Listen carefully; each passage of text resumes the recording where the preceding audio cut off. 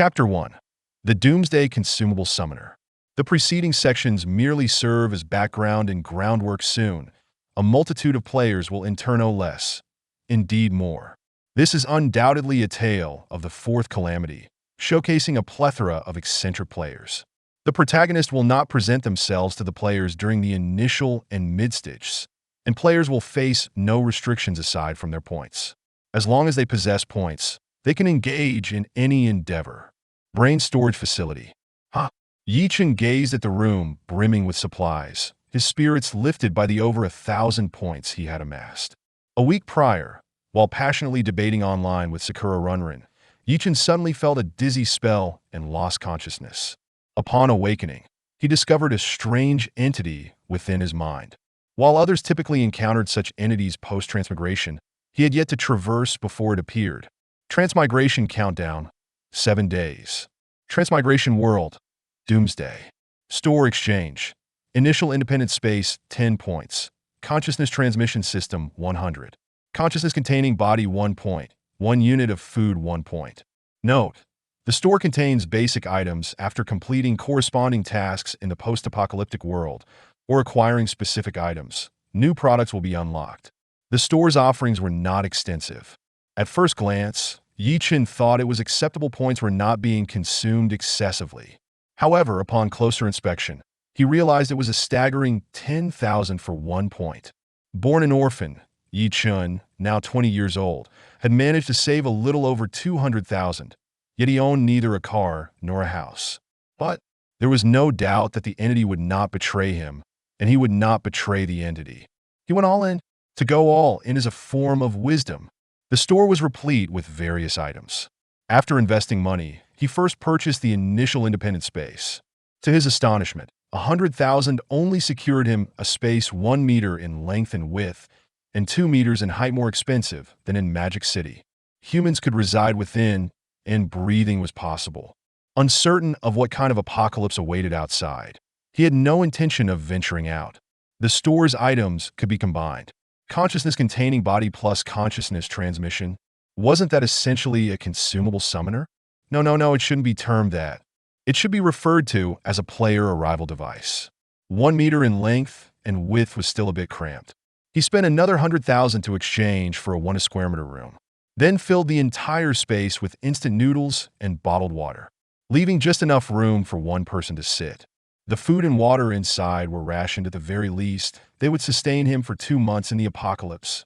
Ultimately, he needed to exchange for the extraction device.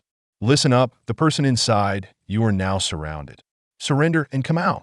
Time rewound to the present.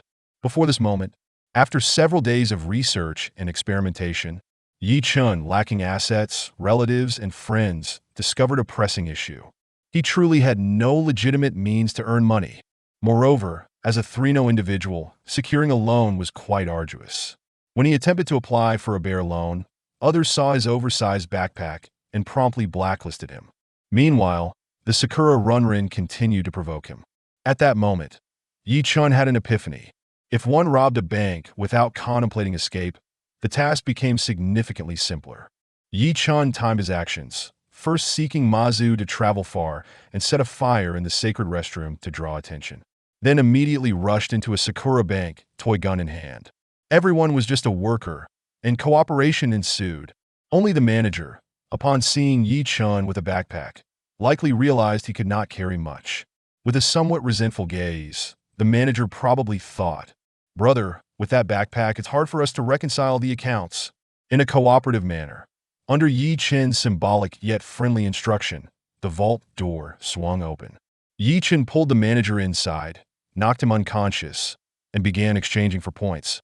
The entity was indifferent. Sakura coins could also be exchanged, albeit at a different rate. Prior to his arrival, Yi Chen had conducted a slight investigation. There was definitely an abundance of money here. Congratulations, you have earned 1934 points. Countdown concluded. Welcome to the apocalypse. With a whoosh, Yi Chen vanished, leaving behind a segment of urban legend in Sakura. Hiss, hiss, hiss. Upon traversing into this apocalyptic world, without a moment's hesitation, he entered his personal space, additionally spending 20 points to slightly enlarge the room, enough to lie down. In the dim gaze of a rather unintelligent, consuming zombie, a glimmer of confusion flickered. Wondering, where has my large meal gone? Yi-Chen exhaled in relief. Damn, this world is perilous. Had he not reacted swiftly, he would have perished on the spot. The personal space functioned like a node existing independently in space. From this point, Yi-Chen could observe the surrounding situation. The world appeared to be midday, yet the sky remained overcast, and the buildings around him were in ruins. It resembled Blue Star quite closely, although some of the technologies were beyond Yi-Chen's comprehension. From the room's window, he could see various zombies wandering outside. It was evident that zombies existed in this world, though he was uncertain if there were supernatural beings or other advanced technological forces, and whether any survivors remained. Expansion Task 1. Extend the range to reach 10 kilometers. Expansion Task 2. Eliminate the raider camp. Expansion Task 3. Establish a gathering point for survival. In addition to these three, there was one golden, bold, highlighted mission. Ultimate Task. Uncover the truth of the apocalypse and save the world. Yi-Chen had no intention of venturing out to investigate without invincibility. He would not leave his space. These tasks resembled those of a game, requiring no self-editing. With 1914 points remaining, he considered exchanging 100 points for the consciousness transmission system. It was utterly ridiculous the consciousness transmission system for 100 points only maintained a transmission radius of 1 kilometer, disconnecting beyond that. Unless he exchanged for an outward expansion module, alongside communication modules, trading modules, and personal space modules, all of which required points for exchange. It seemed there were no weapons available at the moment, but the store's level was still somewhat low. As it advanced, the offerings would improve. Yi-Chen checked the upgrade requirements. Regrettably, after his transmigration, Blue Star currency could no longer be exchanged for points. Otherwise, he could have gone online directly for an immersive experience. Ideally, using it during deep sleep, simply unbeatable, guaranteed to be a hit. Everything was in place. Yi-Chen was not in a rush to summon. He feared that summoning someone right here would merely serve the consuming zombies a meal. These consuming zombies were evidently mutated. Their bodies retained their human form, yet their heads had grown disproportionately large, with transparent skin. Within, a soft tubing feeding apparatus had developed, first tearing food apart with hard hands before sucking it in with the tube. While Yi-Chen utilized the entity to browse the web on Blue Star, he observed the creature. Eventually, he could no longer endure and spent 50 points to exchange for a minimalist restroom. Thanks to the entity's advanced technology, it had no unpleasant odor. The system strongly marked this restroom as a value-for-money item, claiming hidden features, though he had yet to uncover them. As a result, his remaining points dwindled to 1764. On the following day, a rat the size of a bull dashed past below, prompting a horde of zombies to give chase, even drawing the consuming zombie out. Time was of the essence. It was time to begin. He had already selected the person. Ji-Yud was a moderately well-known streamer, specializing in wilderness survival and post-apocalyptic games. In reality, he was quite fond of this niche, often live-streaming outdoor survival. He was affectionately dubbed Cyber Grandpa, with a catchphrase, "Brothers, a day without food is refreshing. 2 days without food invigorates. 3 days without food. I aspire to become immortal." Ji-Yud, glancing at his dismal streaming statistics, felt a twinge of concern. Too much wilderness survival streaming would bore his fans, and the content had become monotonous, lacking novelty. After finishing his stream, he scoured the internet for games that offered entertainment value. Realistic doomsday survival, zombies, and the unknown 100 immersive simulation. Upon seeing this, Ji-Yud scoffed. He had encountered this advertisement countless times in the past few days. No matter what he did, it was always in his line of sight. With a derisive snort, Ji-Yud remarked, "All right, since the advertisement is so pervasive, I shall see just how impressive you are. I almost want to roast you." He clicked to apply for the beta test, and even snapped a screenshot to share in his fan group. "Brothers, this company is inundating us with ads. I see them even when I'm in the restroom. They'll sample this game and make a video roasting it, so they realize that content, not promotion, is what truly matters." His fans were supportive. Instead of showering him with gifts, they prioritized companionship. The moment they noticed their streamer was in the group chat, they all emerged. 100 immersive simulation? There must be a limit to exaggeration. This is downright ridiculous. Are they aiming for a black-red route? Brothers, let's not get ahead of ourselves. Let's leave a bad review for the Three Kingdoms kill first. I'm worried that if this game launches, we might lose our top spot in the bad reviews. Imin, Cyber Grandpa, is there an issue? I live less than a kilometer away from you, yet I haven't seen any ads. Ding dong, a package arrived. Brothers, enough said. I suspect this company is right above me. Just as I applied, the package arrived. It'll test the waters first. If it's flawed, it'll stream it. Might there be any who ponder the swiftness of the delivery? Yi Chen has considered this as well, however. Firstly, he has already ventured into an alternate realm and thus bears no concern. And secondly, in the future, billions will inevitably enter the game, and the anomalies will soon be discovered, rendering his worries even more trivial. A fully immersive simulation, capable of substituting for sleep, akin to a technology that extends one's lifespan. Such an offering is irresistible. Ji had picked up a pair of oversized shorts from the floor. He opened the door, only to find that the courier had departed, leaving behind a small box the size of a palm. Upon opening it, he discovered a circular, button-like adhesive patch, accompanied by an instruction manual. Please lie down while using this product. Affix it behind your ear during gameplay. Your brain will remain in deep slumber, ensuring you awaken refreshed tomorrow. As Ji had held the item, he rubbed his stomach and made his way to the restroom. The cold wind had left his belly slightly aching when he opened the door. Upon seeing the patch, he confirmed his suspicions. It was a deceptive trinket. Seated on the toilet, he prepared to voice his grievances through his phone. Yet, such is the nature of the people of Huaxia, the goods have arrived, and without any expenditure, it would be foolish not to give it a try. Ji had promptly affixed the small black patch behind his ear. Suddenly, darkness enveloped him, as if he were floating within a pure, white expanse. He input his name, Cyberlord. Ji had froze, instinctively entering his usual nickname. In the next moment, he found himself in a new world. Chapter 2. An unexpected encounter with a cutie. Cyberlord, points 10. Exploration Task 1. Assess the surrounding environment and the number of monsters. Exploration Task 2. Locate energy sources. Exploration Task 3. Establish a survival gathering point. Warning. The current environment is extremely hazardous. Proceed with caution. Congratulations, player, on becoming the first internal tester, unlocking special privileges. Streaming privilege, 2 points per hour. Note, dying once reduces points by 10. Excessive negative points will result in changes upon login, and reaching a critical threshold will expel you from the internal test. These provisions were all crafted by Yi Chen to prevent chaos among players with scant points in the early stages. As for later on, players could transform into self-destructive infantry if they wished. 1 point for a physical body, selling it for 10 points seems fair, does it not? With a negative score of 20, the next reincarnation could result in becoming a creature worth merely 0.5 points. With a negative score of 30, the next reincarnation could reduce one to a mouse valued at only 0.1 points.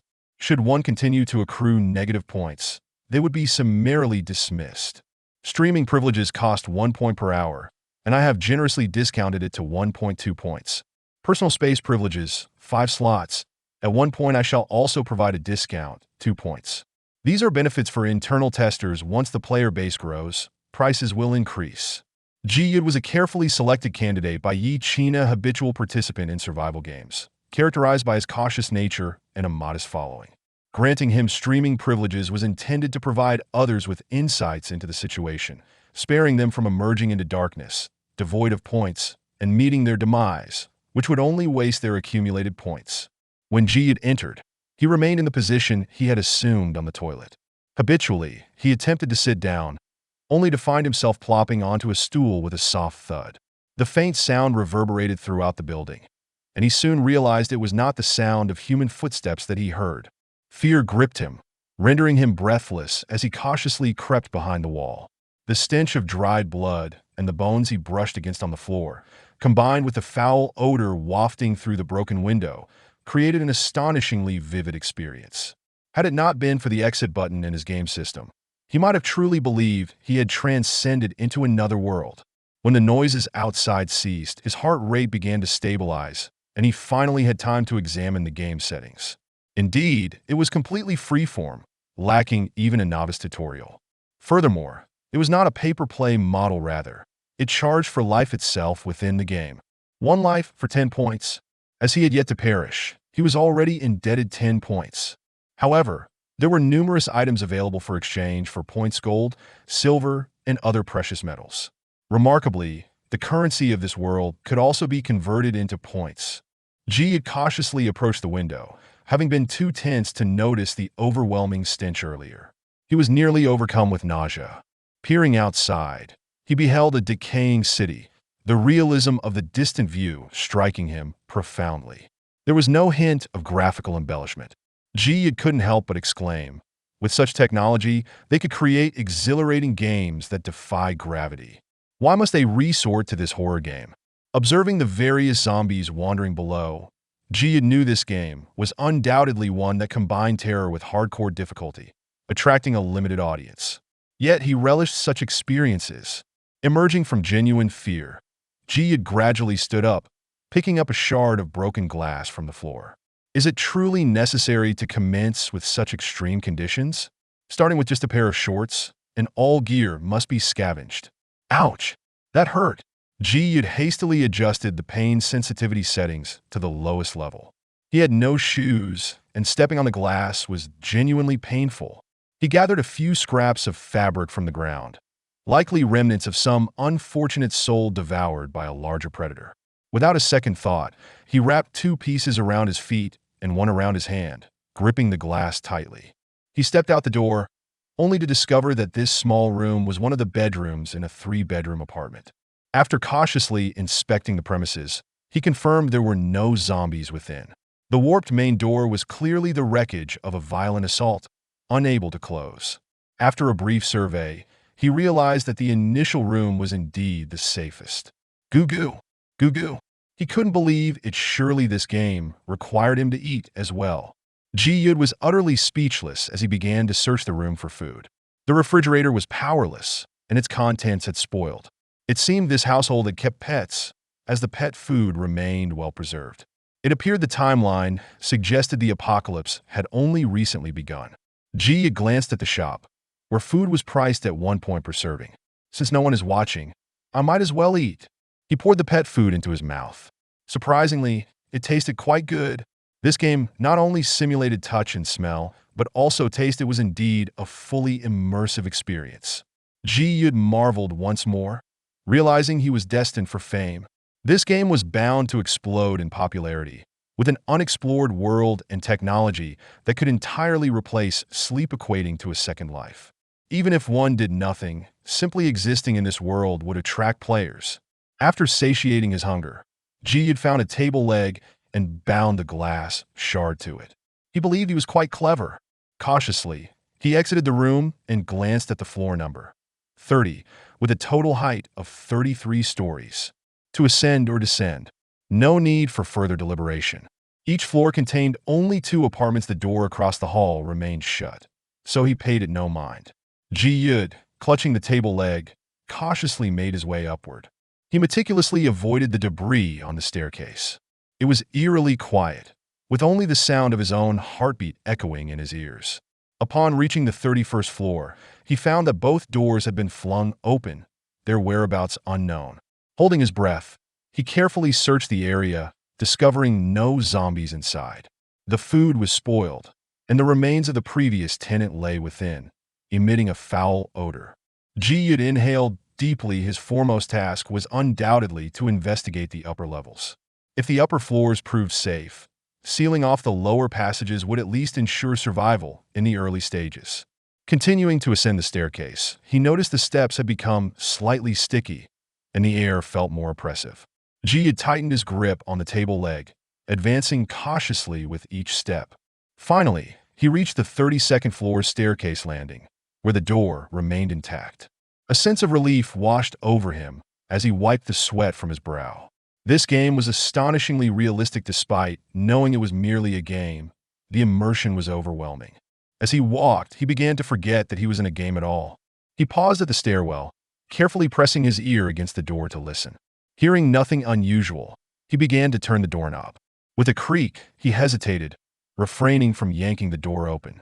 Instead, he took a moment to observe and listen for any reactions from his surroundings. Sensing no movement, he slowly pulled the door open. Damn! A terrified scream erupted from him as he opened the door, revealing 3 pairs of ghastly, white eyes staring back at him, devoid of body's 3 heads, all adorned with sinister smiles. With a scream, he bolted up the stairs,